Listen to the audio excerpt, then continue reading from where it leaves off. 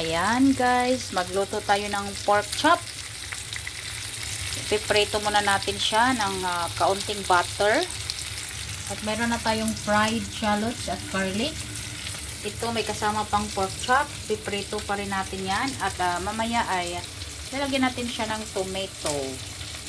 So ang tawag dito ay pork chop with tomato and garlic and shallots. Masarap po ito guys. Palalambutin natin. Baligtarin na natin, no, para magiging brown lang siya. Tama-tama yung pagka-brown niya, ganyan. Tapos pipritohin natin lahat, pati yan. Okay. Ayan, piniprito na rin natin yung kasama na pork chop, no, para piprito muna natin siya ng brown gaya dito sa isa. Tapos lulutuin natin ng may kamatis. Ayan guys, ilagdag ko na silang lahat. Naprito na po natin ng brown. Tingnan nyo, ang ganda ng ating pork chop. Ngayon, itong ating kamatis ay maglagay tayo dito. Opo, lagay natin, no, para isama natin siya sa kasi mamaya magtubig-tubig yung kamatis. At siya na yung tubig niya ay yun na ang magpapalambot ng ating pork chop. Ayan, ilagay na natin lahat. Lagay na natin lahat ang ating kamatis. Ayan po.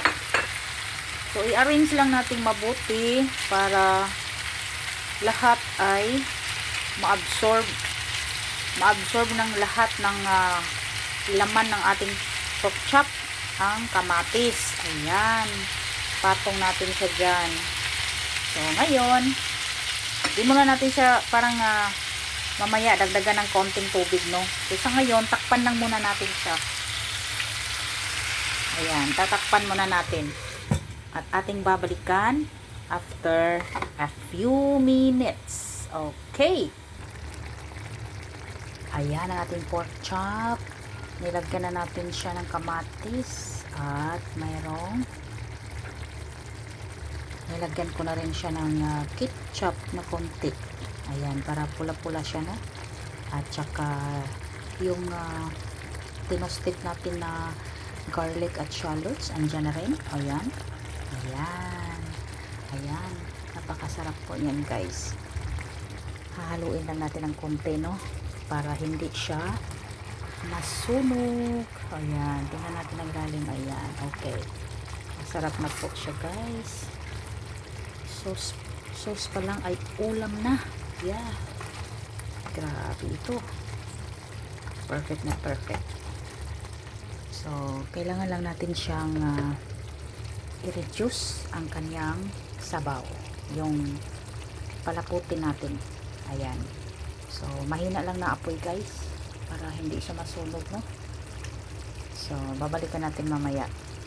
Kulang pa, marami pa yung niya, sabaw. Ayan guys, titikman lang natin kung anong lasa, kung sakto na ba siya. Wow, very yummy. At saka yung laman, tikman natin ng maliit lang yung kanyang laman. Ayan, itry kong kagatin. Ang init pala.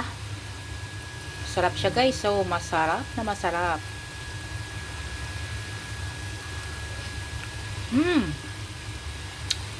Perfect.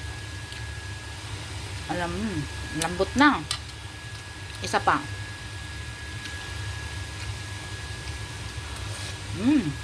Okay na. Turn off na natin ang apoy. I-turn off na natin, no? Ayan. Turn off na natin kasi okay na siya. Saktong-sakto. I-ano lang natin yung sauce.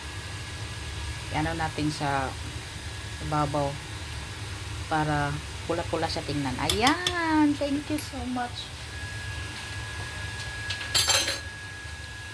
Ayan po ang ating pork chop na may tomato. Masarap po ang ating pork chop. Sauce pa lang ay ulam na. Ayan po. Thank you so much everyone for watching. Thank you, thank you. At yan, kumulo na yung ating steamer. Ayan ay para sa ating ano, may steam tayo dyan na side dish. Ayan. Okay, thank you for watching. Bye-bye.